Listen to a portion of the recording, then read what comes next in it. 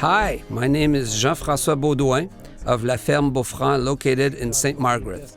My wife Edith Gagné and I share ownership of the farm 50-50. The farm has 160 heads, including 70 milking cows. Cows are housed in a tie stall barn. Hello, my name is Edwin Quigley, veterinary practitioner veterinarian. I work at the Frampton Veterinary Bureau. I have lots of opinions on cow comfort, heifer breeding, new buildings.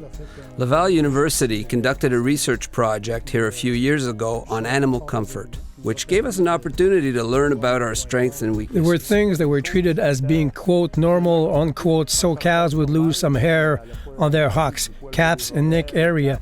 Small lesions that were so frequent that they were taken for granted as being somewhat normal or soon forgotten. In the end, the research showed that, whoops, maybe there's something wrong here. One of the typical injuries is found in the neck area where there can be swelling, hair loss, or an elephant skin type of injury. It is not so widespread that it can be viewed as being normal, but it is not. Cows are not born like that. Cows in the field don't have that. We should wise up and say, hey, there's something going on in my herd. My cows are giving clear signs that they are not comfortable. They don't have proper access to the feed bunk. They can't move like they would like to. There's an obvious loss of comfort, a loss of production, and a loss of performance. Loosening up the chain a bit would allow the cows to move up a little more. So we moved the trainers forward a bit towards the head of the cows.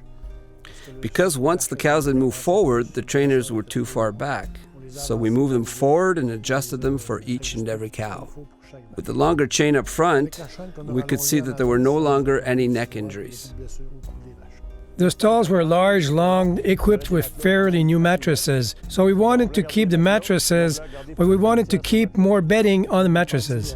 At that point, we thought about installing bedding keepers, but the systems that I had seen to date had fixed bases, a feature I didn't like because that might make the stalls harder to clean. So I designed a type of bedding keeper that could be removed easily and quickly. I went to a machine shop where they work with aluminum to have it built using 3-inch aluminum pipe, with some plates cut out of what was originally slated flooring. We tried that. We tried with a 20-foot piece on either side. The way that custom bedding keeper is built, it's easy to lift, we can clean and just drop it back down.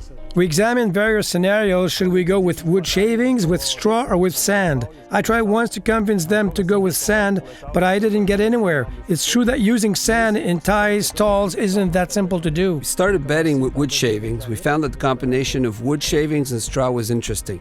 The shavings would back down a little more on the back of the bedding keeper and it would build up to a nice mattress quickly. However, as time went by, we realized that moisture would accumulate rapidly and the smell was not very pleasant. Straws remained our favorite bedding material. In my opinion, it doesn't require more bedding material than before. The only difference is that we put down more straw when we first bed the stalls, then we add a fair amount on the next day, but from then on we only have to top it off.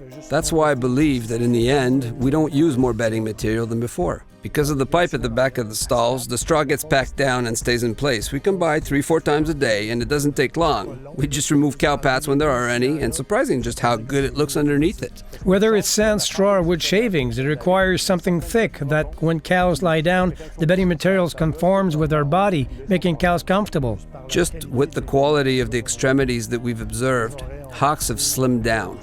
Hair's grown back on the hocks. There's a big difference now. When the cows want to get up, they have a good mattress to do so. Without having to make a big investment, we have kept our structure. We haven't spent money in the stalls and whatnot, just on bedding, just on the flooring provided to the cows. Let's start with the floor. Let's give the cows some space with chains that are long enough, and already we have fixed several issues. With the kind of barn that we had, I think it was the right thing to do.